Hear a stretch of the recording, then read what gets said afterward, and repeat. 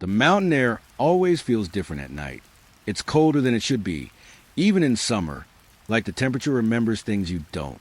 I was sitting alone on a narrow wooden platform outside a half-abandoned ranger station, somewhere deep in the northern ridges where phone signals die before your courage does.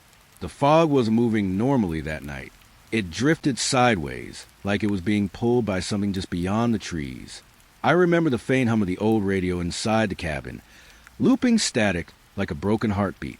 Every few minutes, it would crackle and go silent, then come back softer, almost like someone was breathing into it from the other side. I told myself it was just weather interference.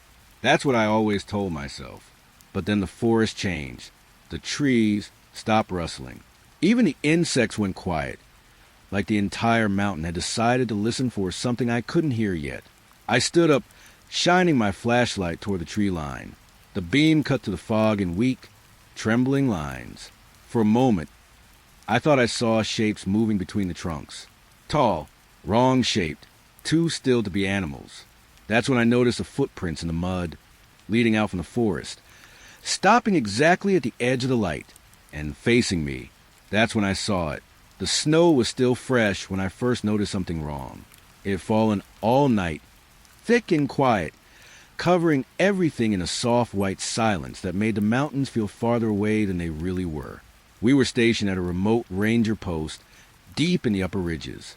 No roads, no visitors, just trees standing too still, and air that always felt slightly too cold against the skin. I stepped outside just after sunrise. The wooden steps creaked under my boots, slow and tired, like the station itself didn't want to wake up. That's when I saw the footprints. They were already there, fresh, sharp, too clear for something left overnight. But what made my breath stop wasn't just that they existed, it was the direction. They looked like human footprints, but they were facing the wrong way, as if someone had walked backward, heel marks pressed forward, toe marks dragging behind, like the person had been walking away from where they were going instead of toward it. I stood still for a long time. The snow around them was untouched. No other trails, no animal prints, no wind disturbance. Just those tracks, leading slowly across the clearing, then disappearing into the tree line. I remember thinking it had to be a mistake, until the radio inside the station cracked to life. Static first, then silence, then something worse.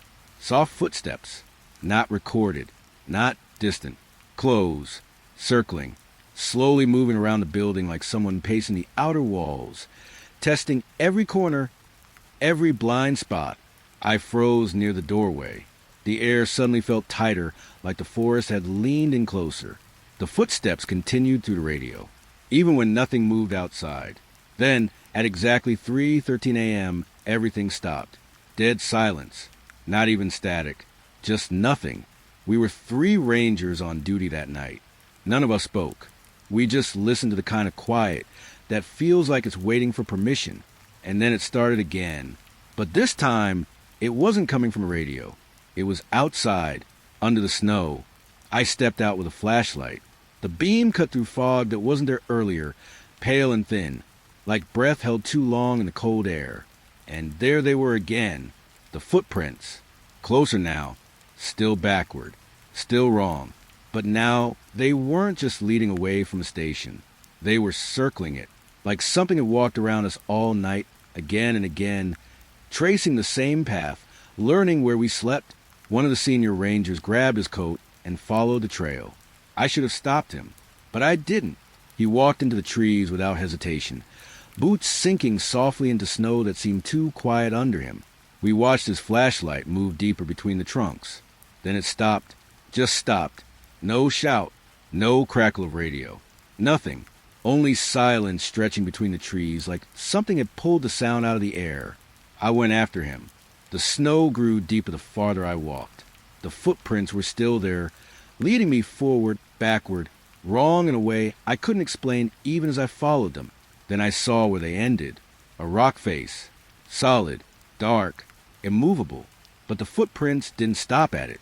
They went into it. Like the stone wasn't a barrier at all. Just the surface. And that's where his tracks ended too. No body. No blood, no sound, just stone and silence, and those backward footprints pressed directly into something that should not have been walked through. I stepped back slowly. My breath felt loud in my own ears.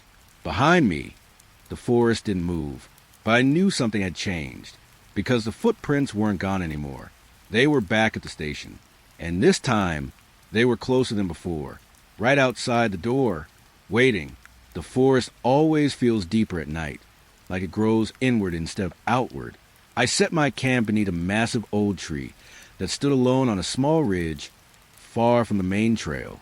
Its trunk was wide enough that two people could not wrap their arms around it. The bark was dark, almost black in the moonlight, with deep grooves that looked like old scars. The air was still, but not empty. It felt like something was listening. I remember the fire burning low beside me, with snapping softly, sending tiny sparks into the cold air. The flames cast slow-moving shadows across the ground, shadows that never seemed to match the branches above. I thought it was just exhaustion, until the whispering began, not from outside, from inside the tree.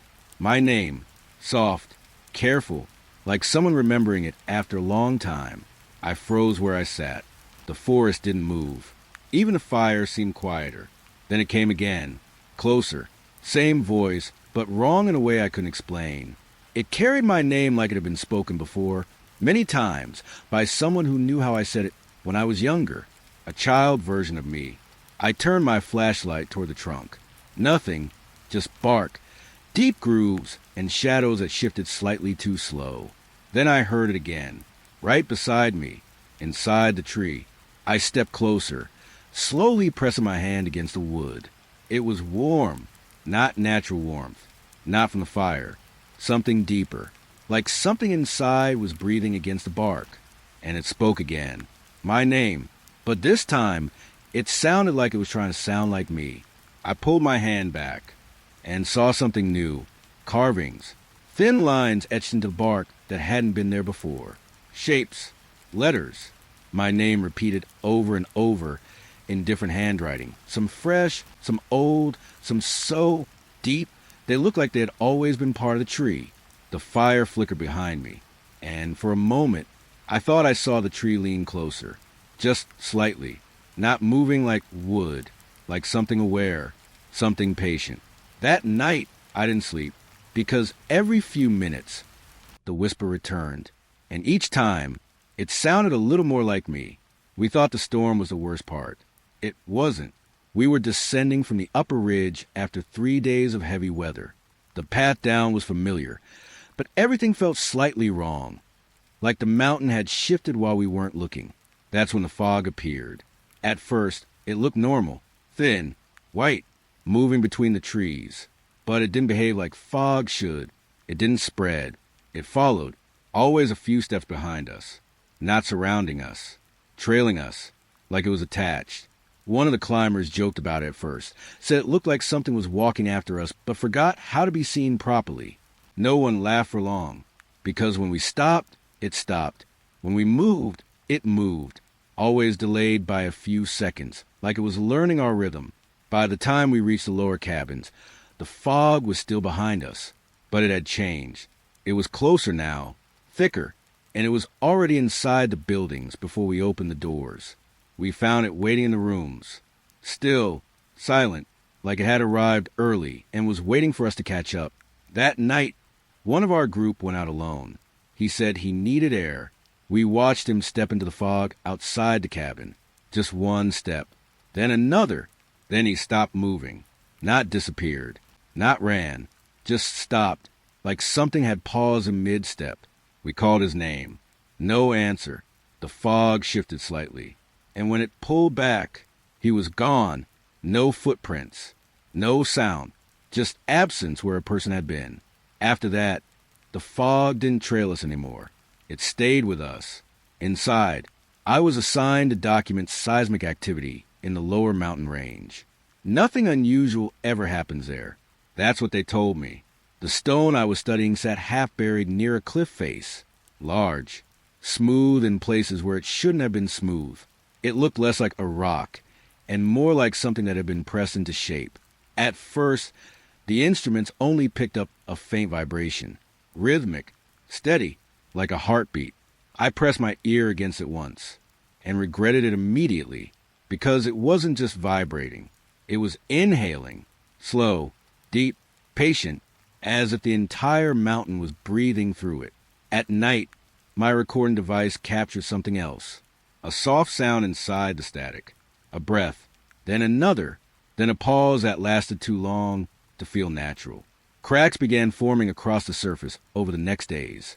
Not random cracks. Shaped like something trying to form features beneath the surface. A suggestion of eyes. A mouth. Something that was learning how to become seen. I tried speaking to it. I don't know why. I asked if it could hear me. The stone vibrated in response. Once, like a nod. After that, I stopped reporting findings. Because the stone stopped feeling like an object and started feeling like something that was waiting for me to leave or stay. I couldn't tell which one it wanted. We saw it near the valley edge. A deer, standing perfectly still between the trees. At first, it looked normal, until we realized it hadn't moved in over an hour. Not even a twitch, not even a blink.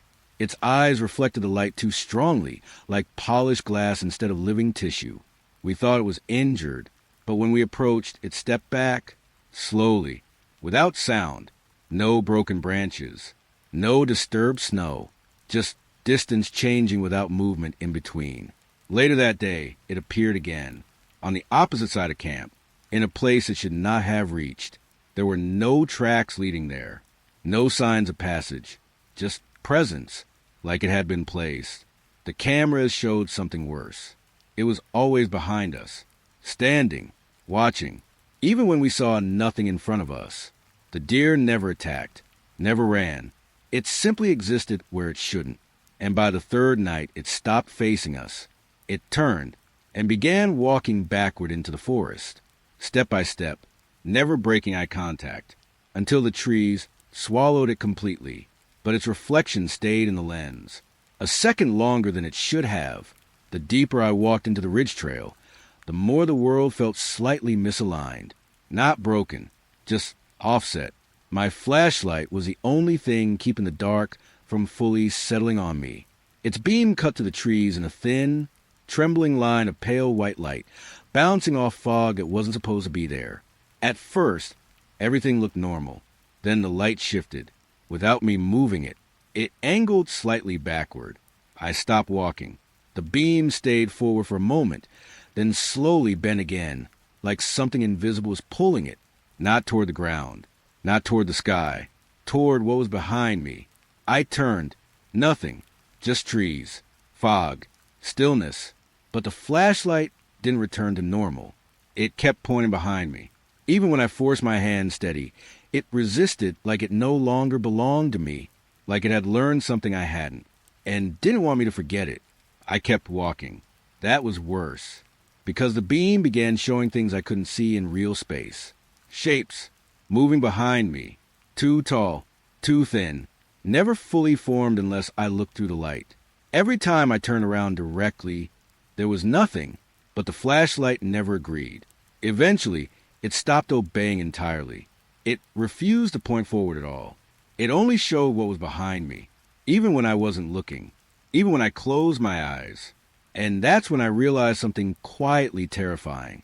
The flashlight wasn't helping me see in the dark anymore. It was helping something see me. I came back to camp just before dusk. The sky was fading into that dull gray color that makes everything feel unfinished. My tent was exactly where I left it, but something about it felt wrong. The zipper was slightly open, just a few inches, enough to notice, not enough to explain. I approached slowly, listening to forest around me. Too quiet, no wind, no birds, just a soft sound of fabric shifting, even though nothing was touching it. Inside, everything looked arranged. My sleeping bag was folded, my gear lined up neatly along one side. Too neat, like someone had studied how I organized things and corrected me. The air inside felt warmer than outside, not comforting warmth, breathing warmth, as if something had just left, or was still there. At night, I stayed outside the tent. I didn't trust it anymore, but I could still hear it. Soft movement inside the fabric. Slow shifting, like someone turning over carefully, so I wouldn't notice. At one point, I saw breath marks form on the inside wall. Condensation appearing from nowhere. Shallow. Close. Not mine. Before dawn, something stepped out. Not rushed. Not hiding. Just leaving. The tent fabric moved outward like something brushed past it, and then silence returned. But nothing felt empty anymore, because I knew now it had already been inside long before I returned. The ranger station radio was old. We never used it unless we had to. Mostly static, mostly dead air, until it wasn't. It started with weather reports. Normal at first. Storm warnings, wind shifts, then the dates stopped making sense. It began speaking about events that hadn't happened yet. Snowstorms that hadn't formed. Search parties that hadn't been sent. Then it said names. Names of people still sitting in the room. We froze. The speaker crackled again and repeated one name. Not loudly, not dramatically, just like it already knew the outcome. One of ours. We checked outside. Nothing had changed, but inside the static, the voice continued describing movements that were about to happen, exactly as they happened, step by step, breath by breath, as if we were already recorded somewhere else. Then the final broadcast came. No weather, no static, just silence that stretched too long. Then my own name, followed by a description of what I would do next. I didn't move. I didn't breathe. But the radio continued anyway, describing my death like it had already been archived, like I was just waiting to catch up to it. We unplugged it after that, but the silence it left behind felt worse, because now, nothing was broadcasting the future, but I could still hear it happening. We found the entrance by accident, a narrow opening in the rock face, half hidden behind hanging moss and cold stone.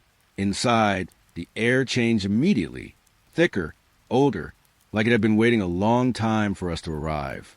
The walls were carved, not naturally, not randomly. Symbols, names, modern writing, our writing. I stopped when I saw mine, freshly etched into stone that should have taken centuries to shape. We hadn't been here before, but the cave disagreed. The deeper we went, the older the carvings became.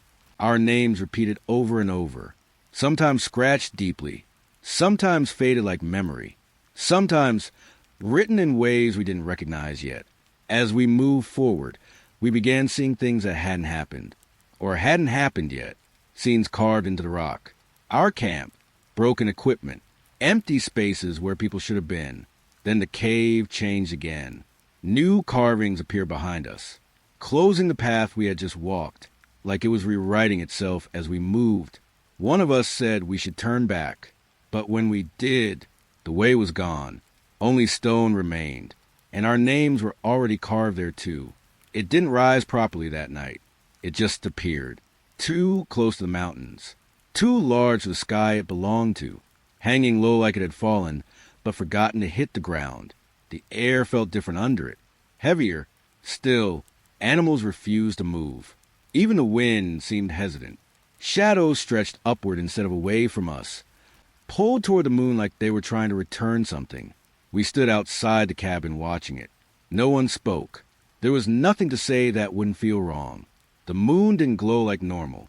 It reflected, like glass, like something watching back.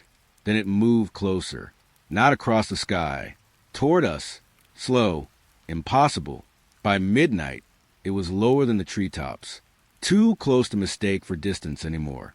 And when I finally looked away for just a second, it felt like it had looked back longer, not into my eyes, into the space behind them. And I knew then it wasn't in the sky. It was above us, waiting for us to notice we were already beneath it. It started as something small, something you almost ignore in the mountains, a missing shadow. We were moving along a narrow ridge trail when I noticed it first. One of the hikers in our group didn't have one. The sun was sharp that afternoon, strong light cutting across the rocks, casting long dark shapes behind all of us, except him. He walked like nothing was wrong, like the world was normal. but the ground beneath him stayed empty. No silhouette, no darkness following his steps. We stopped.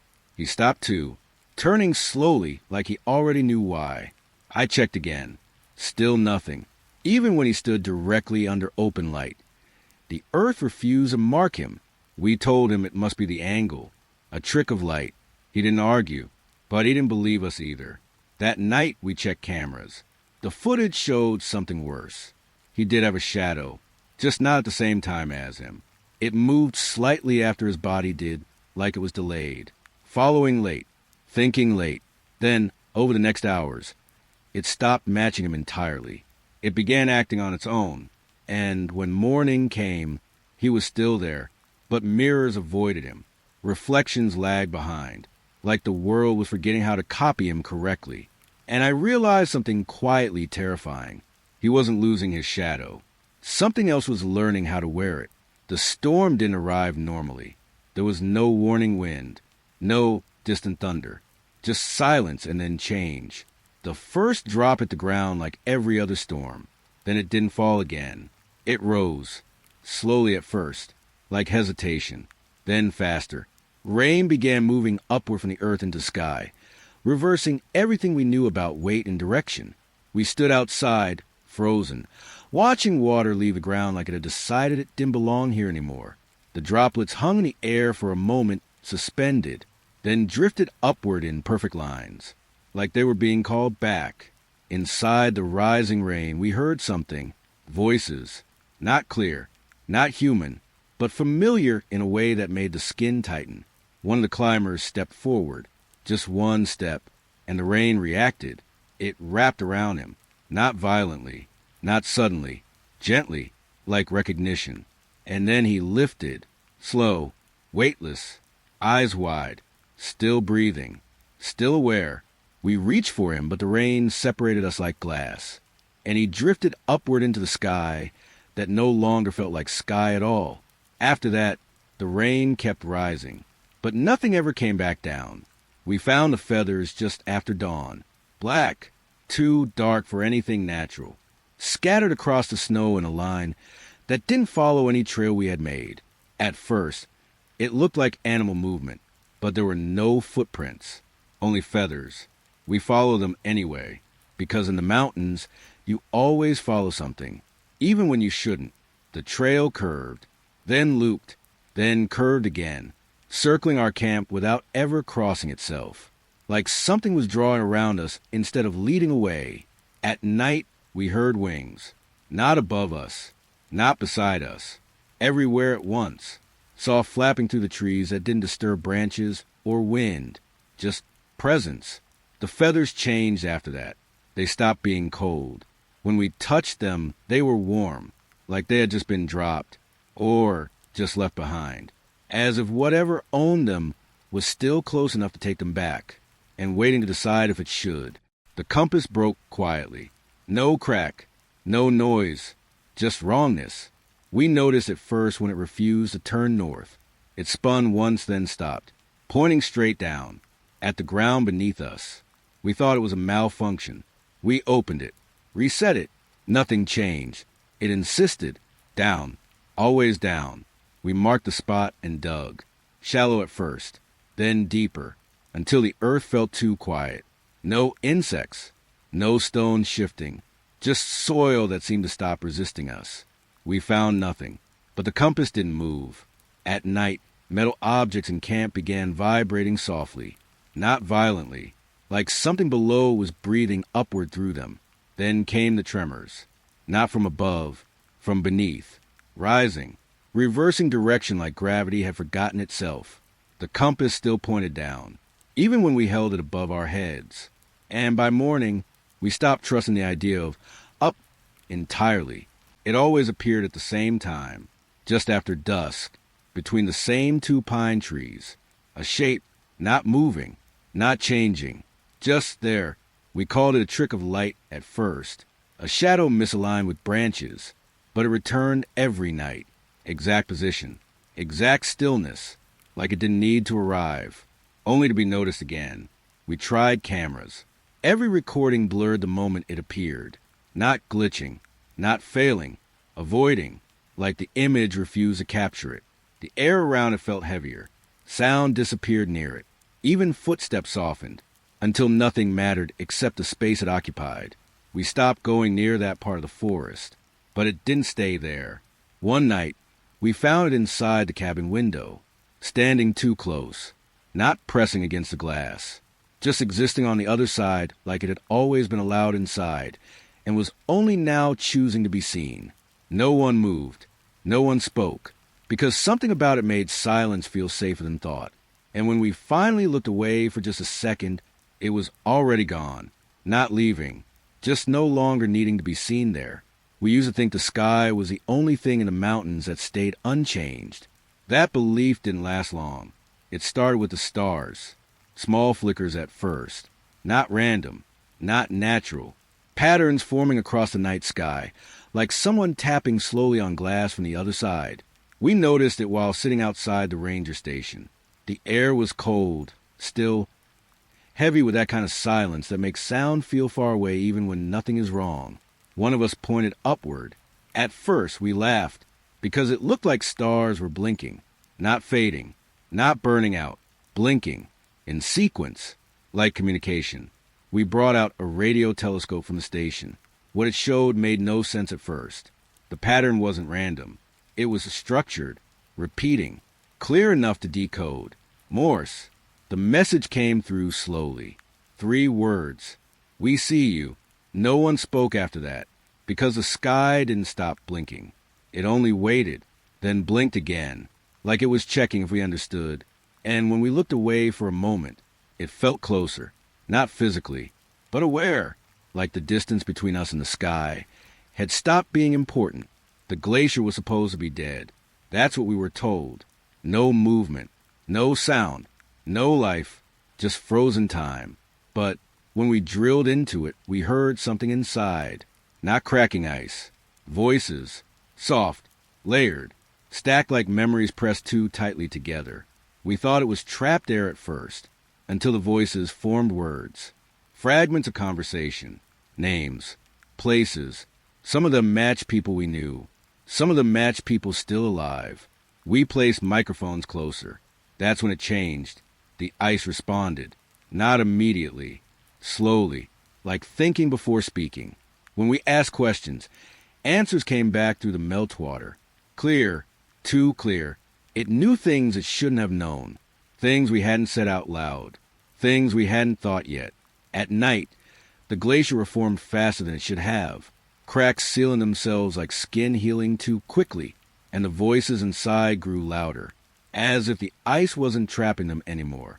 It was holding them back from getting out or getting closer. We stopped drilling after that, but even from a distance, we could still hear it breathing in slow frozen layers.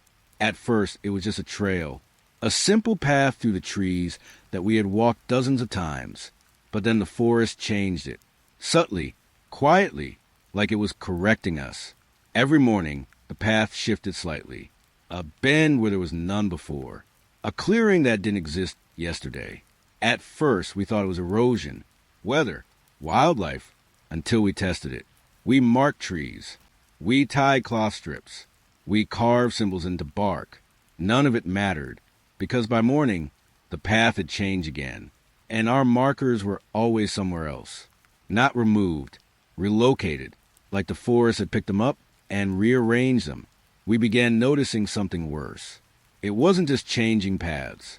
It was learning us, predicting where we would go before we moved, closing routes before we chose them, opening others that led us deeper.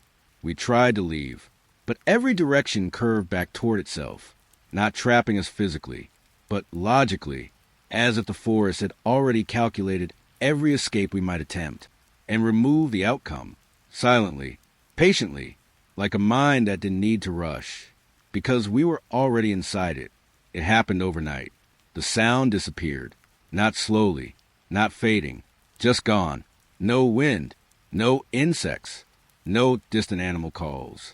Even our own footsteps felt swallowed by the air. We thought it was temporary, a shift in weather, a pressure change, but it didn't return. The silence stayed, thick, complete, like the world had forgotten how to make noise. At first, it was peaceful, then it became wrong. Because when we spoke, something answered, not immediately. A delay, a pause that stretched too long to feel natural. Then repetition.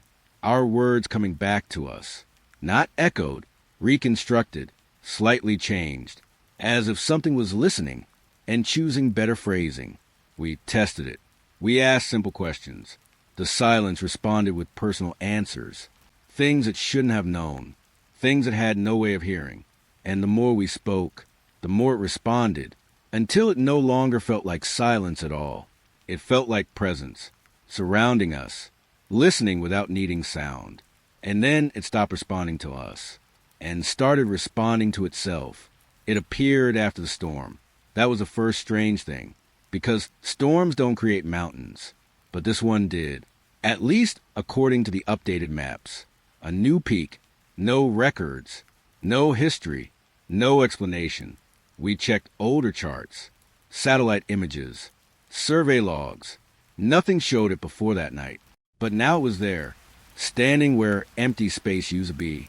We approached it with caution. The air around it felt unstable, like pressure without wind. The ground shifted slightly under our boots as we climbed, not crumbling, reacting. The mountain didn't stay consistent. Its shape changed depending on where we looked from, steeper when approached, smoother when observed, like it was adjusting itself to perception, higher when we doubted it, lower when we believed it. We reached a point where our instruments stopped working. Compasses spun, altimeters failed, time felt inconsistent. Then we realized something worse. The mountain wasn't being discovered. It was being noticed, and the moment we stopped looking at it directly, it changed again, not disappearing, just becoming something else. It began the way most things in the mountains begin, quietly, without permission. I noticed him standing near the edge of camp at dusk. Same coat, same posture, same way of shifting weight from one foot to the other when waiting. At first, I thought it was a reflection from glass or fog distortion. Then he turned, and I saw my own face, but slightly wrong. Not older, not younger, just delayed, like he had arrived a moment after I did. I didn't speak. Neither did he, because speaking felt unnecessary when something already knew your voice. He started following me after that, not closely, not far, just enough to remain impossible to ignore. Every movement I made, he repeated, but never correctly. A step behind, a reaction late, like a memory trying to keep up with real time. The strangest part was a shadow. Only one of us ever had it. Never both. I tried to document it. Cameras showed both of us clearly, but only one shadow appeared in each frame, and it changed depending on who was standing still. As days passed, I began forgetting small things, which direction I had come from, which voice was mine in recordings, which reflection blinked first, and worst of all, I stopped being sure which one of us was the original, because the mountain never answered that question. It only let both of us keep walking.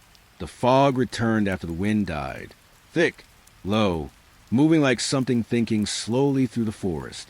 At first, it looked normal, until it spoke, not directly, not clearly, but in fragments. Voices layered inside it like memories trapped in motion. We stopped moving when we heard our own names inside it, said the way only certain people used to say them, people we hadn't heard from in years, people who were missing. The fog shifted whenever we spoke, like it was listening, like it was deciding what to repeat. Then it formed shapes, not solid, not fully real. Silhouettes made of condensation and breath, standing between trees that didn't react to them. When we stepped closer, the voices grew clearer. Conversations, arguments, laughter, all things we remembered, but couldn't place, as if the fog had collected them from the air itself. One night, it answered a question we never said out loud, a question we only thought, and after that, we stopped asking anything at all, because the fog had started answering too accurately, like it knew what we were going to become, before we did.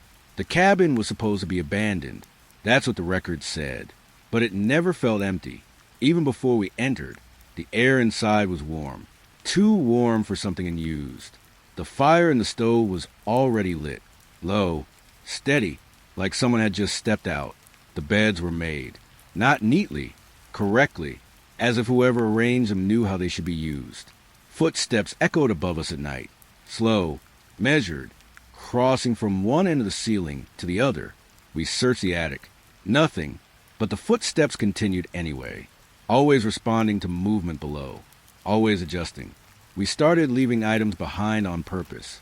Tools, notes, food. They disappeared overnight, replaced with new arrangements, improved ones, as if the cabin was learning how we lived and correcting us. The strangest moment came when I woke up and found my own handwriting on a note I didn't remember writing. It said only one line: "You're already staying here." After that, none of us felt like we were entering the cabin anymore, only returning to it. We found a sinkhole after the tremor. It was too perfectly shaped to feel natural. A clean opening in the earth, leading downward into darkness that didn't reflect light correctly. But when we looked inside, we saw the sky, not fragments, not reflections, a full night sky, perfectly still, stars glowing softly beneath us, moving in reverse. We dropped a stone into it. It never fell. It rose, slowly, disappearing upward into the inverted stars. Sound behaved the same way. Voices thrown into the hole came back warped, delayed, reversed, like time itself had been flipped inside. One of us leaned too close and whispered something into it. The sinkhole responded, not immediately, but clearly, repeating the words back from below, as if something was listening from the other side of reality. We started noticing changes after that. Compasses reversed, shadows pointing upward. Even our sense of balance felt wrong, like gravity was unsure of its direction. The sinkhole didn't feel like depth. It felt like another world pressed against ours, waiting for the surface to forget which way was down. We thought the mountain was just one place. We were wrong. It was all of them. Every story we lived, every place we feared, every silence we couldn't explain. It was the same presence, just seen differently. The realization came slowly, like remembering something we had always known, but agreed not to say.